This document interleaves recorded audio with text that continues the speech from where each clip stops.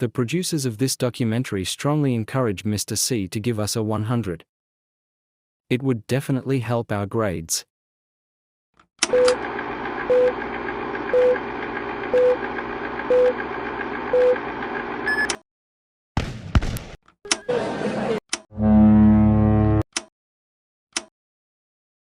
America has experienced a lot throughout its 300 years of existence, and one of the most influential time periods was the post-Civil War era.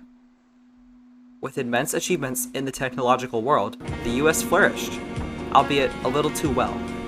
The ever-improving states eventually led to world cities experiencing urban sprawls. After the Civil War, industrial expansion significantly altered the United States by making the country more urban, causing the cities to grow both in population and size. Much of the urbanization occurred because of advancements of infrastructure during the Reconstruction era. Sound familiar? Reconstruction was the period of refining tensions between the North and the South after the Civil War. Reconstruction led to Atlanta and Los Angeles becoming economically relevant cities due to the relatively new Southern Pacific and Santa Fe railroads, increasing their transportation-oriented development as towns began to develop around train stations.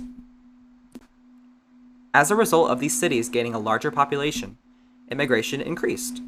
Before this, U.S. immigrants originated from the Northern and Western Europe, as well as the appearances of Chinese and Mexican settlers in California during the Gold Rush.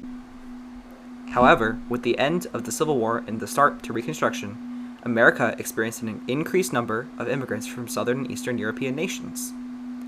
Added with the other locations, this resulted in the rapid growth of already populated cities.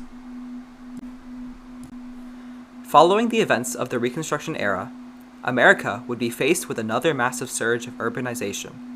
This time, it was in the form of the Industrial Revolution. Technological advancements in agriculture would lead to a massive increase in food production. The ever-growing American population could be supported by the sudden amount of food, so city populations grew to immense numbers, leading to urban sprawls, as seen in world cities such as Los Angeles or New York City.